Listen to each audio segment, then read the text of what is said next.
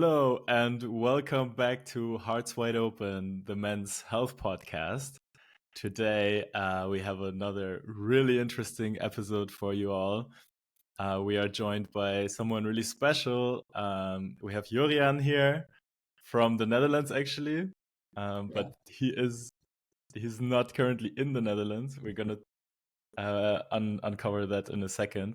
But first, how did we even get in touch with Juriaan? So, as you all know from our social media, from our Instagram channels, we are community ambassadors to the Movember Foundation this year. That means that we are going to raise funds and awareness for Movember, which is a men's health month, basically. And this foundation is busy with raising awareness for men's mental health, for prostate cancer, testicular cancer, suicide prevention, and all these important causes around men's health.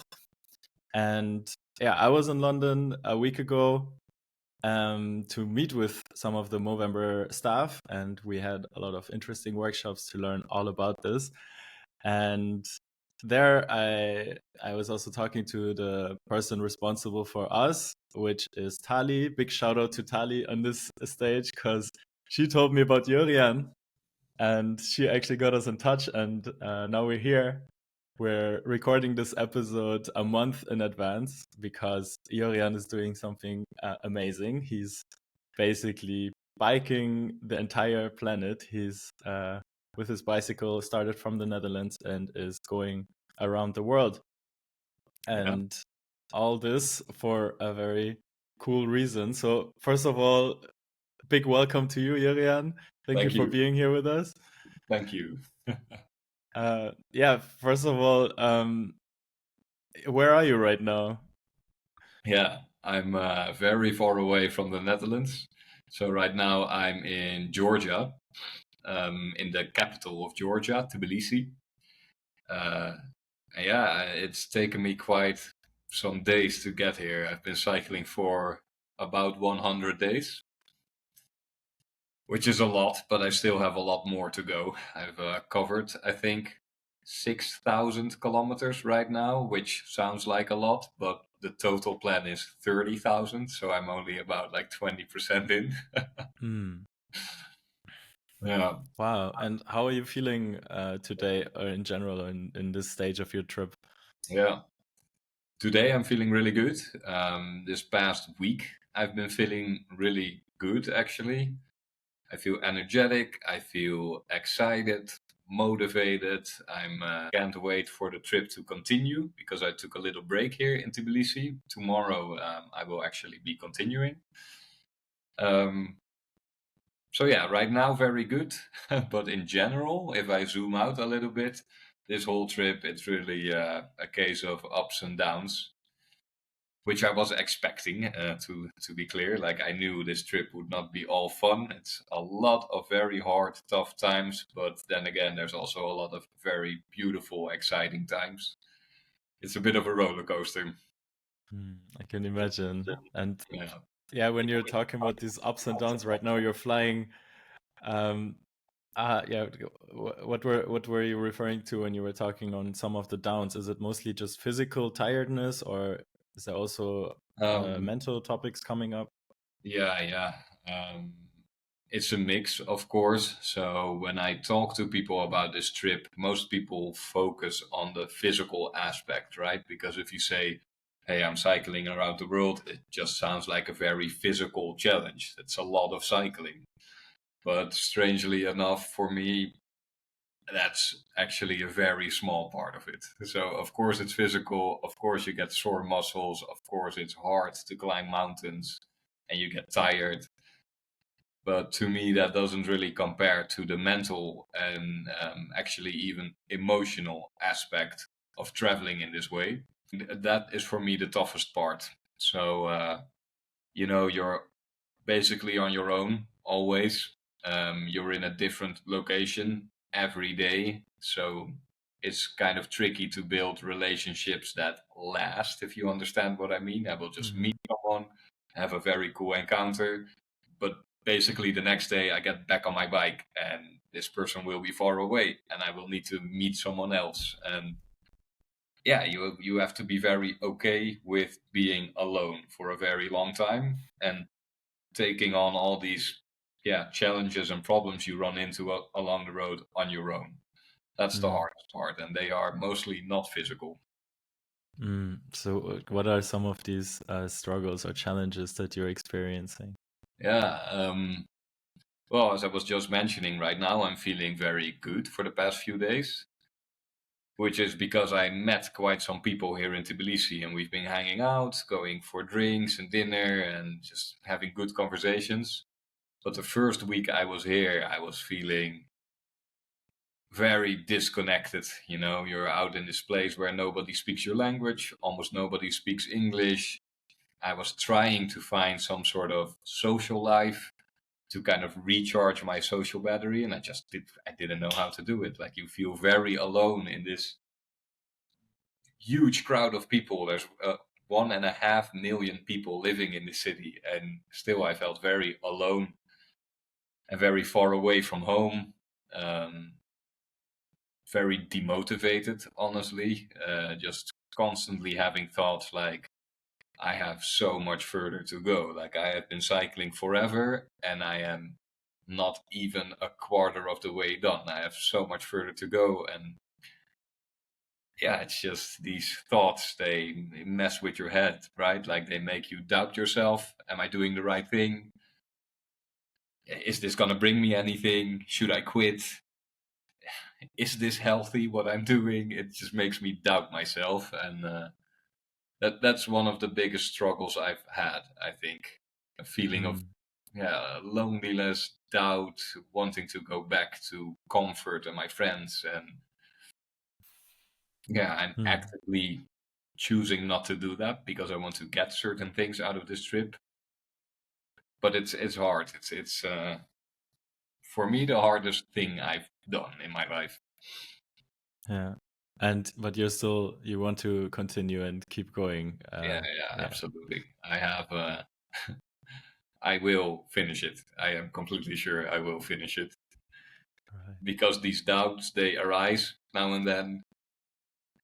But I am getting better and better at sort of zooming out and realizing this is how I feel in the moment. There is reasons why I feel this way, but yeah, I will not let it mess with my bigger plan. You know, I know there will Mm. be, after this down, there will be a new up, and I will feel fantastic, and I will experience new things, see new countries, see new people.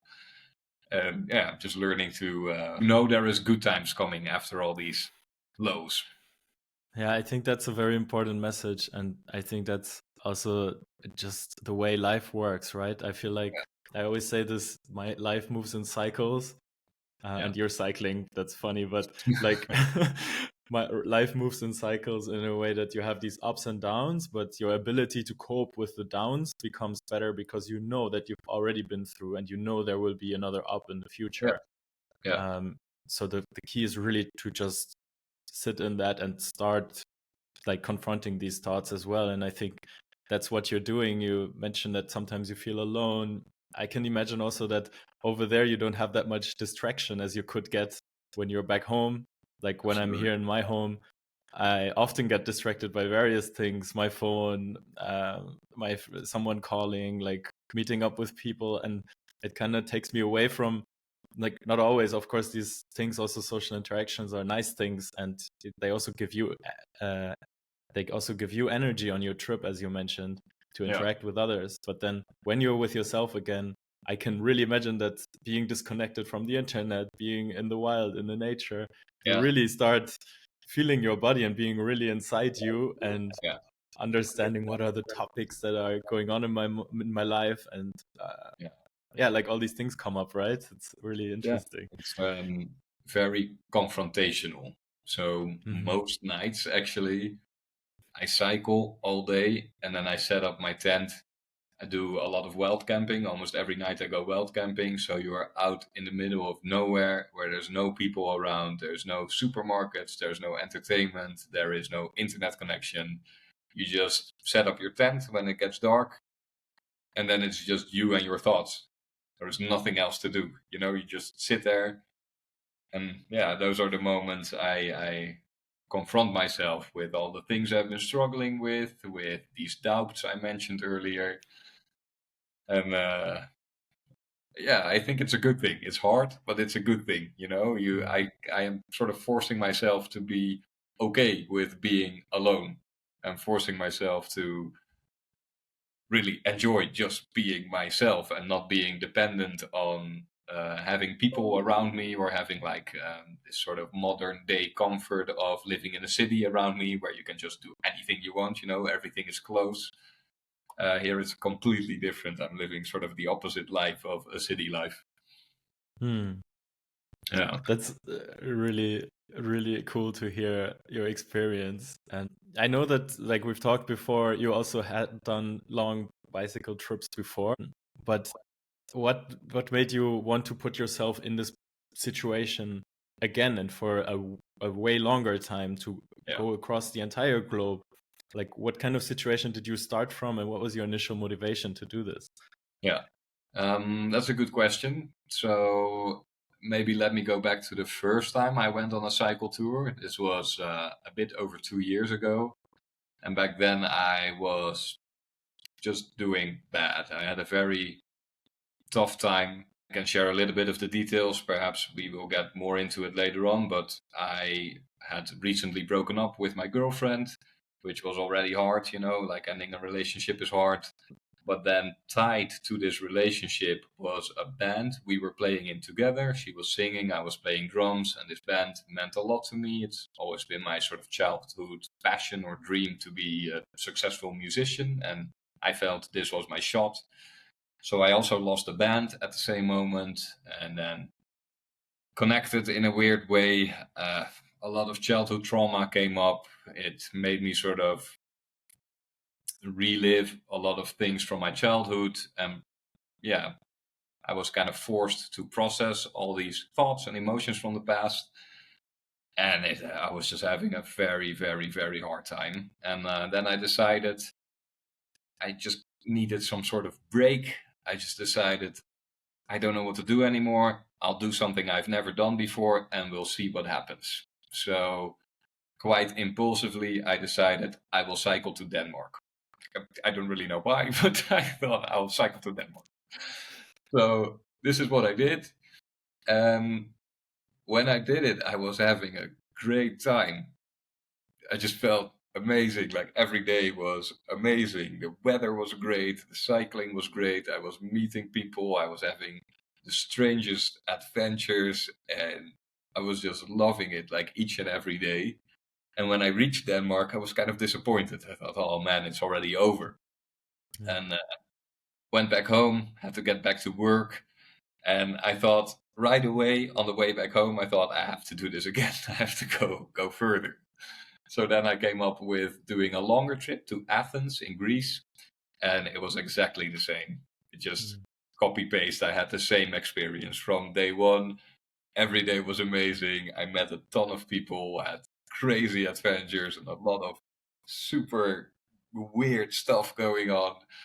It was exactly the same. I arrived in Athens and I felt, wow, that was amazing, but I'm not done yet. I want to go further and I want to do this again. And well, yeah, that's when I started planning my next trip. And yeah, first I thought maybe I'll cycle to Turkey, maybe I'll cycle to Georgia, maybe I'll do Azerbaijan. And then every day I would be looking at Google Maps, and every day I would like go one country further. And then in the end, I just decided, like, forget it. I'll just do the whole thing. I'll just cycle the whole lap around the world. And that's how I ended up doing this. Yeah. Yeah, Yeah. Like, now you mentioned a lot, like the amazing moments and memories that you made on those past trips, but I'm sure there was also days when you woke up and your muscles were sore and you're like, oh my god. of course. Yeah. So just like on my current trip, those previous two trips were full of times where I was feeling also demotivated, tired, and sad. Done a lot of crying on the bike, like sometimes, like 2 weeks on end, every day there would be moments where I would just be crying for no apparent reason. But yeah, I don't know, man. It just felt sort of like therapy to me, Hmm. like a way to take a little bit of distance from all these problems I was having, because back in the Netherlands, I felt it was just too much. I just couldn't deal with it. I wasn't making any progress because it was so much at the same time, and it made me feel just crazy, depressed, and stuck, and sort of frozen in this terrible position. And it wasn't until I picked up the cycling that I kind of managed to break free from it and look at Mm. it from a distance, kind of analyze it, take it apart a little bit, and actually start progressing, like actually start climbing my way back up. And yeah, that's still what it feels like Yeah. now. If I cycle, I will have hard days, but I know I need to have them in order to progress and process all these emotions and childhood trauma. It's just part of the game. And I don't feel sad anymore when I have bad days. I just feel like, okay, that was tough, but it's okay. Yeah. It's helping me get to a better place. Yeah, and it's also okay to feel all sorts of different emotions. You mentioned that you sometimes cry on the bike, like this. Yeah, We also had a trauma therapist on this podcast earlier this year, and we also talked outside of the podcast a little bit. And this can also just be stuck emotions that are just coming out in this situation. yeah, Um, and most people that we talk to about men's health or on this podcast, also including myself, we really believe that it's not just doing therapy or sitting with your thoughts, but also introducing like some sort of movement or physical activity yeah, really also drives you to cope and like feel your body, feel these things that are inside you, and maybe release them in a way. yeah, So for everyone listening who's maybe been sitting at home for a long time and not been doing any physical activity, it can really help. Even going on a walk to a new place, this is also really important to like put yourself in new situations from time to time. If you're always sitting in the same place or in the same room, let's say, it's going to be harder and harder to get to new ideas, new revelations about yourself. And like this is what you're doing, right? You're cycling to completely new places every day. You're doing the physical, you're forced to do the mental as well, because you have not barely any distractions other than a beautiful mother nature. And yeah, this makes a lot of sense.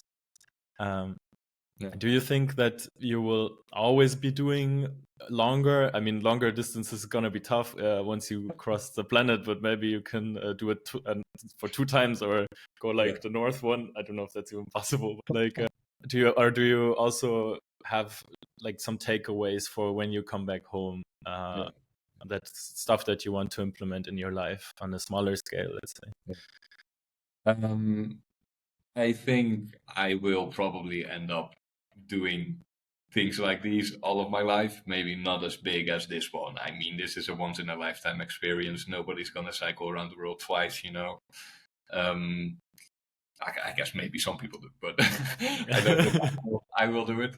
I am very sure I will keep doing this. Maybe not even cycling, but I've been thinking about running some kind of crazy distance. I've been thinking about maybe running from the West Coast to the East Coast in America.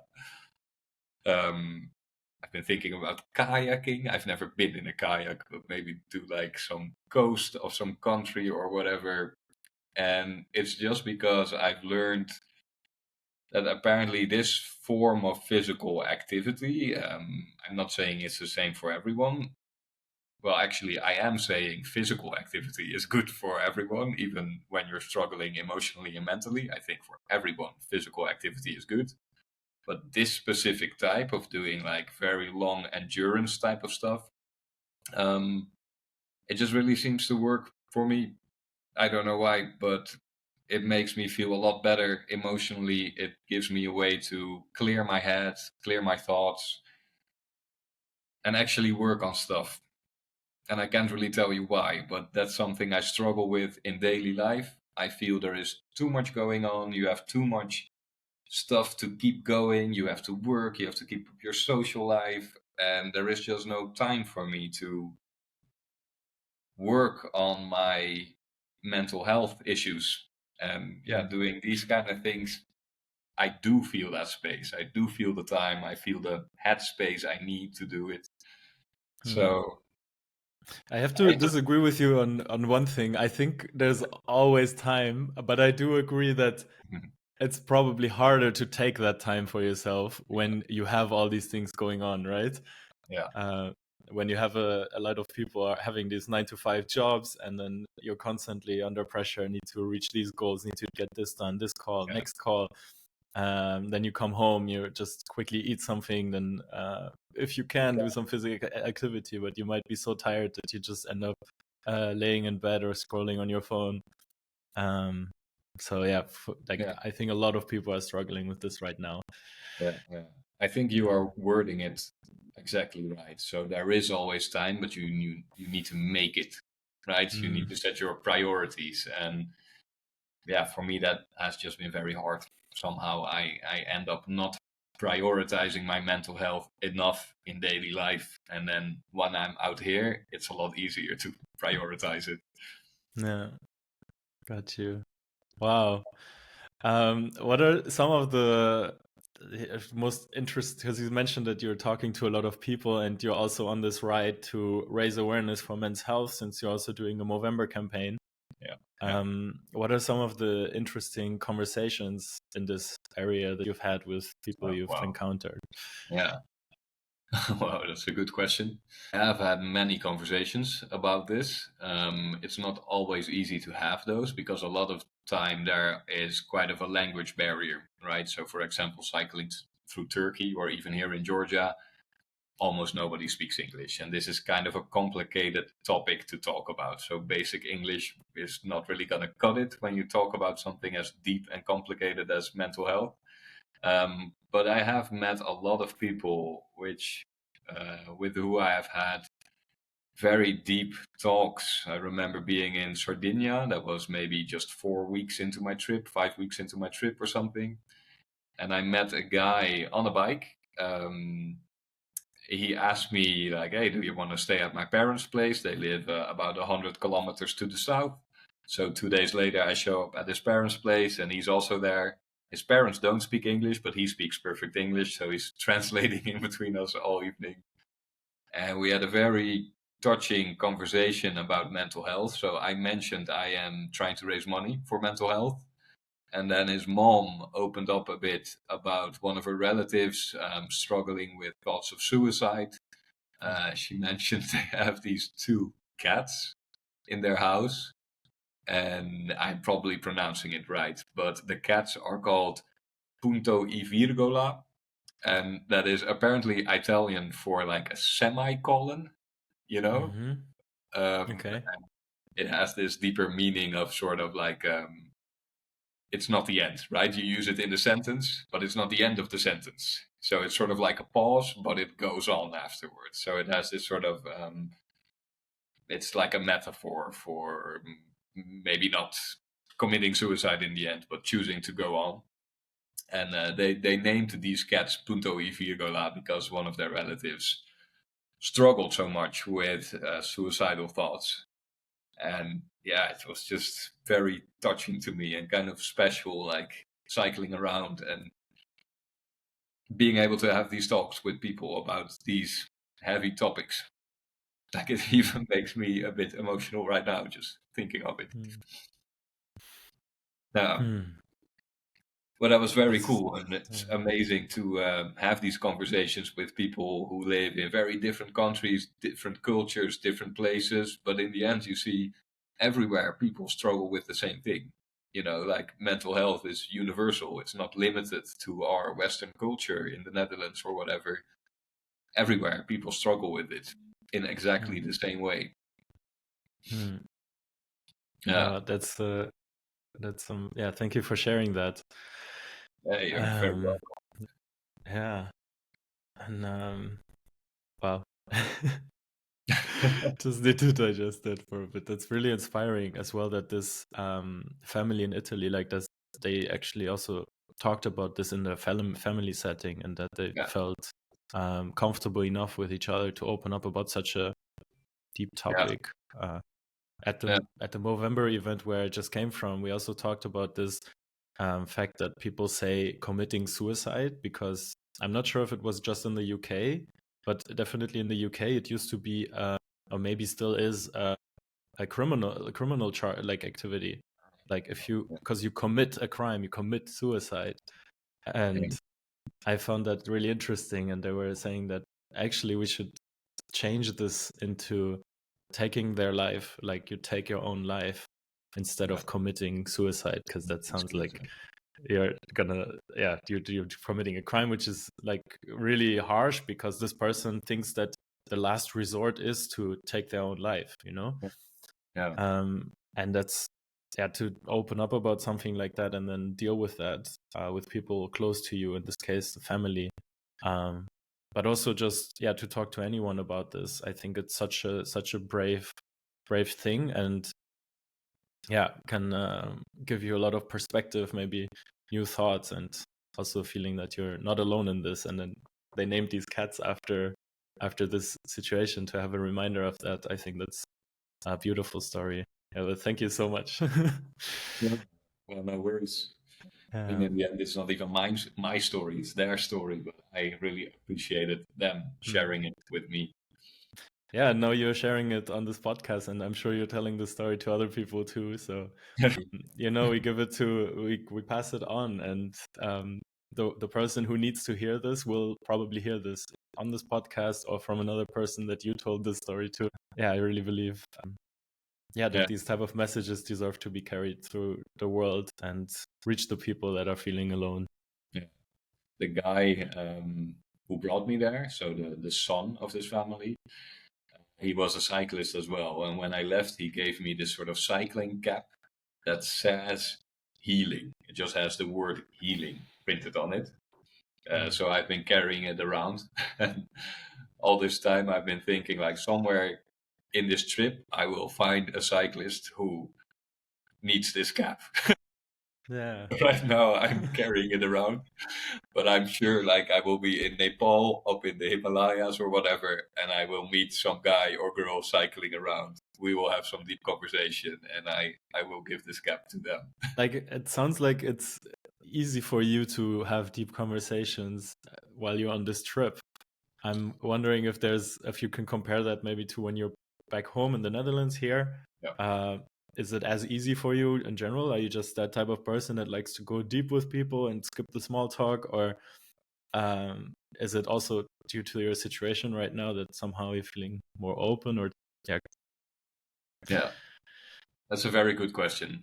Um, this is something I have thought about a lot, but yeah, somehow I end up having a lot of these conversations during this trip, and it's made me think, like, why is that happening? You know, because back in daily life, I would have them, but not that much, and just with a very small number of very close friends.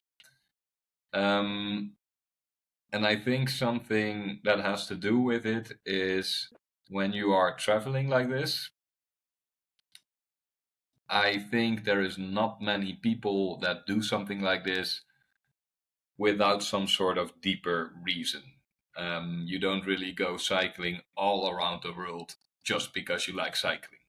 If you Mm. just like cycling, you will maybe cycle across the Alps or whatever, but you're not going to go away for like 500 days to cycle, you know? And I think it's the same with people backpacking for longer periods, or, you know, all these travelers I meet. There is just something going on, or they are processing something. And I think that makes you connect very quickly in this sort of deeper way. So, for example, earlier this week, I went hiking up in some very remote place, met a Spanish guy. We talked for a couple of hours and decided to hike together a little bit. And we've only seen each other 2.5 days, but we shared all of our life story. We talked about, like, our deepest fears, our the things that keep us up at night and whatever. And you know, with most of my friends in the Netherlands, I've known them for 20 years, but I've never talked about these things, not on this level. Mm. And yeah, I don't know why, but I think it's just this form of traveling and these unique encounters in unique places with people that are also struggling. I think that's something that really brings you together and makes you open up. Yeah. Yeah, I think it's a combination of all these different factors that you mentioned. I also believe that, like, I think I already mentioned this, but when you put yourself in new situations and new places, you have some people call this travel mode. Like, I'm more open because I'm on vacation, Yeah, or I'm traveling, I have time off. But basically, you're putting yourself in a new place, new situation, and that allows you to also vibrate a different energy around you. You know, and maybe that energy together with the fact that all these people are also having things going on, and that you're also on this trip really like opens up all the different people and the environment to connect on a deeper level. yeah, yeah, Uh, yeah. uh, Absolutely, absolutely. I think you're right. And maybe a yeah, third little thing that adds to it is these cultural differences, right? You meet someone from just another culture, and to both of you, that is interesting because you kind of like want to find out what the differences are, why you do certain things in a certain way in your culture, and it makes you kind of dig deep in the other person and kind of like poke. Like, how does that work for you? How does that work for you? And yeah, it just leads to these very deep, meaningful conversations. yeah, and maybe you might not see that person again in the future, so there's really Yeah, no harm in just asking bluntly, "Why is this?" yeah, yeah. um, Yeah, and with your yeah, friends back home, that's different, of course, because you will see indeed. them tomorrow or next week, or yeah. Yeah. Hey, but like maybe I can do a small suggestion for all the listeners who are like, yeah, but I'm always at home. I'm always in my environment with the same friends, and we don't get to that level. We're always having small talk. I personally have also struggled with that. What I learned is that there is actually groups out there for everyone where they can feel home. I've been with a spiritual community, with a anarchist community, with a Movember community, with the Man Up Club, which we also already had on this podcast. Or are we having them later on this month? I'm not sure of the order of the episodes, but all these different groups are talking about men's health, and they're all going through their own different thing. And at the end of the day, as you said as well, like we're all struggling in a similar way, even though we're from completely different cultures. The topics are very similar, and if you cannot find this comfort of that you need in order to open up with your friends or relatives, then there are groups out there that you can join and talk to, complete strangers at the start, but they will eventually also become your friends, and you will from the beginning have this deeper level of connection because you're meeting up for the sole purpose of talking about these things. So yeah, for everyone out there who is struggling, yeah, you can get in touch with us, and we can refer you to a group that would love to also have you. And yeah, we don't always need to find the solutions in our direct environment or the people that we need to talk to. Yeah. And about that, or not about that, I'm going to get to that in a second. But I wanted to ask you one question that we ask all our listeners. And I'm sure you've been thinking about this a lot on your trip as well. This question is, what does it mean for you to be a healthy man? And this can be who you are trying to be today, or who you are today, or something you're aspiring to be in the future that you're working towards. What for you is it? Like, what is healthy? What is it being a healthy man for you? That's a very good question. And this is something I think a lot about lately. So I think the way I would like to answer this question is what I sort of aspire to be. You know, I aspire to be a healthy man. I don't think I am completely there yet, but I'm working towards it. And to me, a healthy man is someone who expresses themselves in a way they want to express themselves without being, scared of what the environment might think, what other men might think, or whatever. I think a healthy man is someone who motivates and inspires others to do good, to be a good person, to grow. I think a healthy man,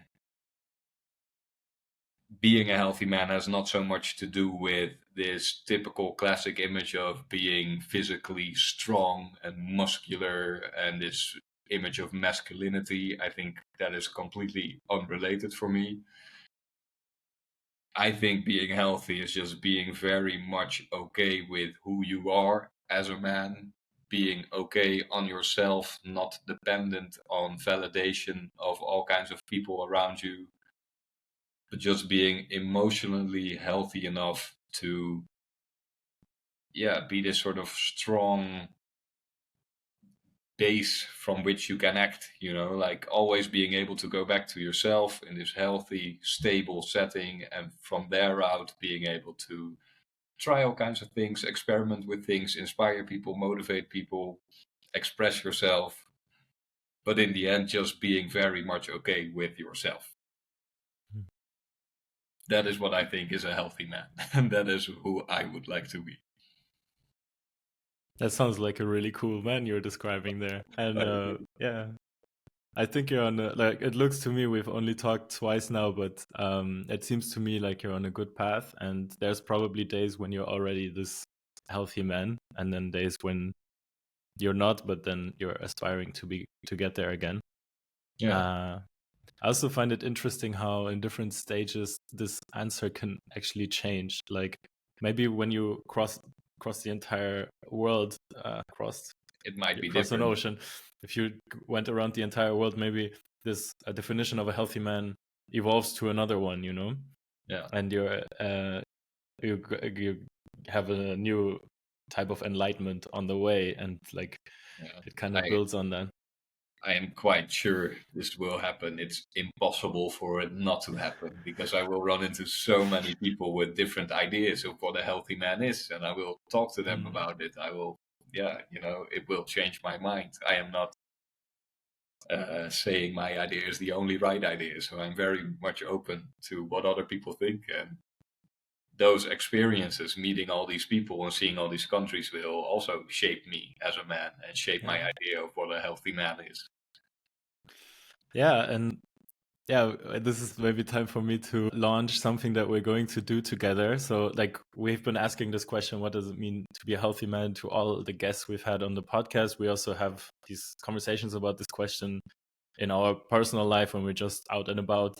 And sometimes we approach strangers and ask them on the street. And it's really interesting how everyone has a different type of answer. And some of these answers might also not sound that healthy at the moment because they are maybe influenced by the society people live in. And what we've come to realize is that it's just important to ask this question because there is a huge stigma around what it means to be masculine, what it means to be a man, be strong, suck it up, go to the gym every day and get buff and look like this this really like a bodybuilder or whatever. And there are all these different stigmata out there, what it means to be a man. And well, those are all things from the outside, and let's say from society or from media or social media.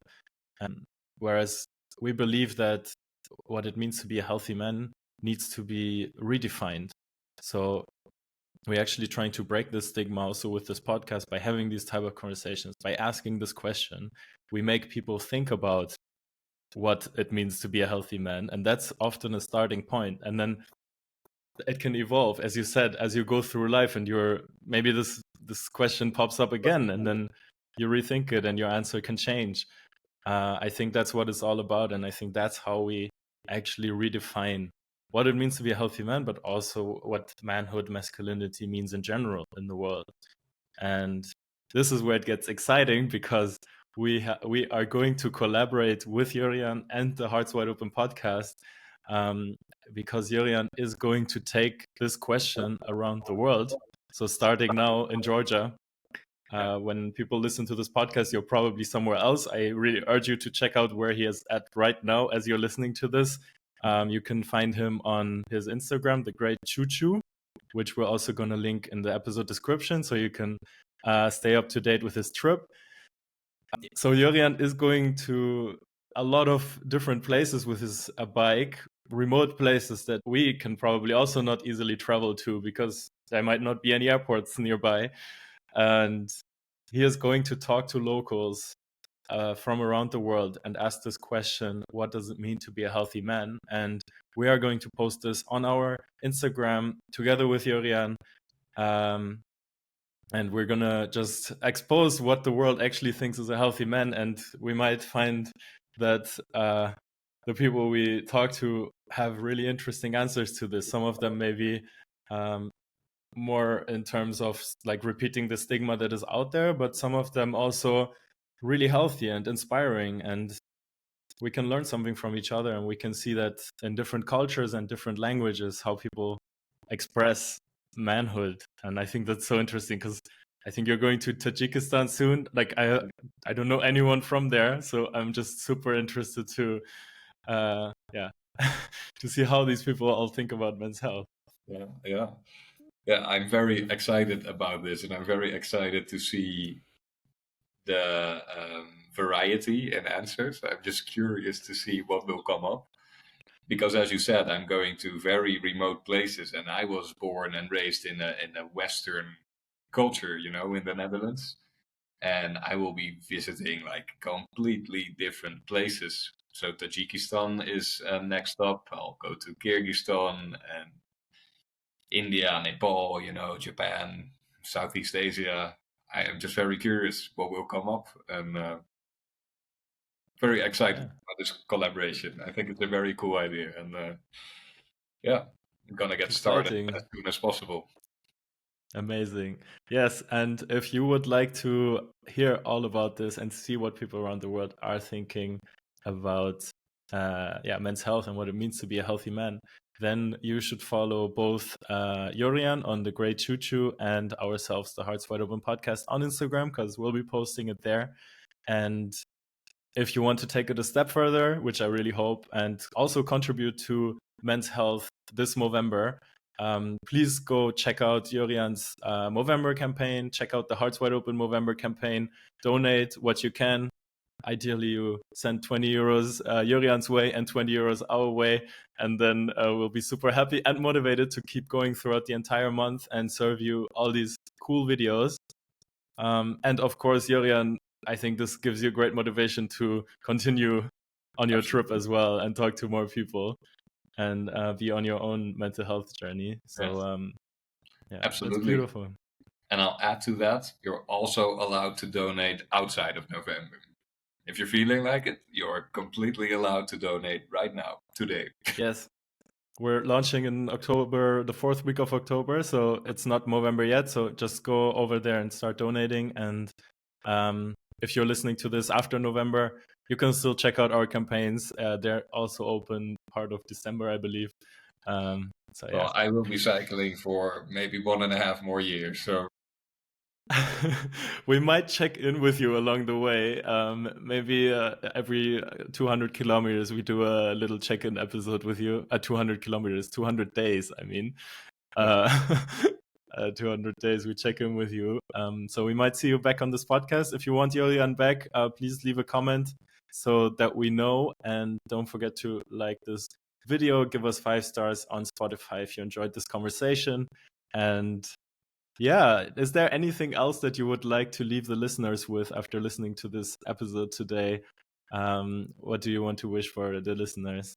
Yeah, I think we've covered all the important bits, but one last thing I would like to say, or I would like to encourage people, is if you're struggling, take up some physical activity. For me, it's been the easiest way to start climbing out of this dark hole. And yeah, for me, it developed into this crazy thing of like cycling around the world. I'm not saying you have to do that, but I am convinced it is good for you, and it's a good way to start climbing out. So that would be my number one advice.